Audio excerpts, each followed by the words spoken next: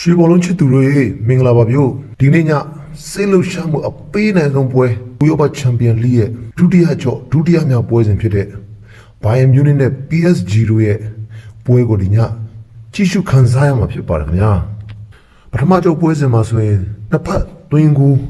အမြောက်အများနဲ့ပရိသတ်ကိုဖျော်ဖြေမှုအရန်ပေးနိုင်ခဲ့တဲ့ပွဲဖြစ်ပါတယ်တော်လေးကိုကြည့်ကောင်းခဲ့ပြီးတော့ဘောလုံးရတာအမျိုးမျိုးကိုခန်းစားခဲ့ရတဲ့ပွဲလေးဖြစ်ပါတယ်ကဲဒီညမှာလည်းကျွန်တော်တို့စိတ်လှုပ်ရှားစရာအလွန်ကောင်းတဲ့ပွဲကိုမြင်တွေ့ရတော့မှာဖြစ်ပါတယ်။ဥရောပချန်ပီယံလိဖိုင်နယ်မှာအာဆင်နယ်အသင်းနဲ့ဘယ်အသင်းရှင်ပြိုင်ရမလဲဆိုတာကိုဒီညမှာအဆုံးဖြတ်ပြီးတော့မှာဖြစ်ပါတယ်။ဘိုင်ယန်မြူးနစ်လား PSG လား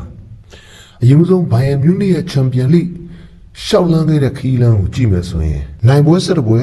တည်ပွဲလုံးဝမရှိဘဲနဲ့ရှုံးပွဲ၂ပွဲနဲ့တွင်းကို42ဂိုးထိသွင်းယူထားတဲ့အသင်းဖြစ်ပါတယ်။ဘိုင်ယန်မြူးနစ်က PSG နဲ့ဒီနေ့ချန်ပီယံလိမှာ2ကြိမ်တွေ့ဆုံခဲ့တာဖြစ်ပြီးတော့2ကြိမ်လုံးအဝေးကွင်းမှာတောက်ကန်ထားရပြီးတော့တပွဲနိုင်တပွဲရှုံးဆိုတဲ့အဖြေကိုထွက်ထားတဲ့အသင်းဖြစ်ပါတယ်အခုချိန်မှာတော့သူ့ရဲ့အိမ်ကွင်းမှာ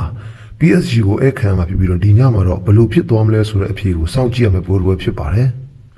ဒီညမှာဘိုင်ယန်မြူးနစ်အသင်းဟာ 4-2-3-1 ဆိုတဲ့ကစားကွက်ကိုတည်ပြီးတဲ့အခါမှာကစားလာဖို့ရှိတယ်ဆိုတာကိုလည်းမြင်တွေ့နေရပါတယ်ထို့နည်းတူပဲ PSG အသင်းရဲ့ချန်ပီယံလိခီးလန်းကိုကြည့်ခဲ့မယ်ဆိုရင်နိုင်ပွဲ10ပွဲတည်ပွဲ3ပွဲရှုံးပွဲ2ပွဲထိရှိထားတဲ့အသင်းဖြစ်ပြီးတော့တွင်းကိုလေးနဲ့ဆိုရင်43ဂိုးထိတွင်းထားတဲ့အသင်းတစ်သင်းဖြစ်ပါတယ်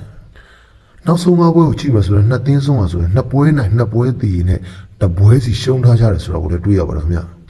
ခြေစွမ်းကိုတုံးတက်မယ်ဆိုရင်2သင်းလုံးကတိုက်စစ်ကိုအားပြုတဲ့အသင်းဖြစ်ပြီးတော့ကွင်းလယ်ကိုလည်းစိုးမိုးမှုရှိတဲ့အသင်းတွေဖြစ်ပါတယ်2သင်းလုံးရဲ့အားနည်းချက်ကတော့နောက်တန်းဟာပွဲတန်းဒီပါကိုခိုးပေးရတဲ့အသင်းတွေဖြစ်နေတယ်ဆိုတာကိုလည်းထူးထူးခြားခြားတွေ့ရတာဖြစ်ပါတယ် PSG အသင်းရဲ့လူစင်းကိုကြည့်မယ်ဆိုရင် PSG အသင်းဟာ4-1-2-3 ဆိုတဲ့တိုက်စစ်ကိုဦးတည်တဲ့ကွင်းလယ်ကိုလည်းထိန်းချုပ်နိုင်တဲ့ကစားကွက်နဲ့တည်လာတယ်ဆိုတာကိုတွေ့ရပါတယ်ဒီညရဲ့ကြီးတန်းဖြစ်တည်မှုကိုကြည့်မယ်ဆိုရင်ဘိုင်ယန်မြူးနစ်ကတလုံးတည်ဆိုတဲ့ကြီးကိုတွေ့ရပါတယ်ဒီကနေ့နေ့လယ်အထိ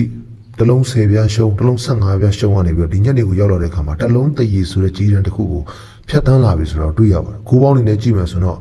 လေးလုံးသွင်းတော့10ပြားရှုံးတယ်ဆိုတဲ့ဂိုးပေါင်းကြီးတစ်ခုကိုလည်းမြင်တွေ့ရတာဖြစ်ပါတယ်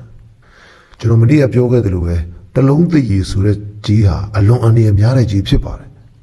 အများစုကတလုံးတည်တောင်ပေးလားကွာဒါဆိုရင်တော့ဘိုင်ယန်တီကြပေါ့နိုင်ပါလို့တွေးတဲ့သူတွေလည်းရှိသလိုတလုံးသွင်းတော့မရှုံးသေးဘူးကွာဆိုပြီးတော့ PSG ကထိုင်နေတဲ့သူတွေလည်းရှိတယ်ဆိုတာကိုတွေ့ရပါတယ်နိုင်ငံတကာဘလို့ကျွမ်းကျင်သူတွေရဲ့ခံမှန်းမှုမှာတော့မှဘယ်ဘက်ကမှအလီမပေးရဘဲနဲ့တချို့က PSG တချို့ကဘိုင်ယန်ဆိုပြီးတော့50-50ဖြစ်နေကြတဲ့ခံမှန်းမှုတွေအများကြီးတွေ့ရပါတယ်ရွှေဘုတ်လုံးနေနဲ့ခံမှန်းပေးရမယ်ဆိုရင်တော့ PSG တင်းနေနဲ့ရှုံးရင်တော့မှတကိုးထပ်ပို့ပြီးမရှုံးနိုင်ဘူးလို့ထင်မြင်ယူဆမိတဲ့ကြောင့်မို့လို့ဒီညမှာအဲ့တဲ့ PSG တင်းနဲ့အတူတူနေကြမှာလေလို့သုံးသပ်ချင်ပါတယ်ဒါကြောင့်ကျွန်တော်တို့ special tip အနေနဲ့ PSG body တစ်ကြောင်းလေးကိုပဲဒီညပေးမှာဖြစ်ပါတယ်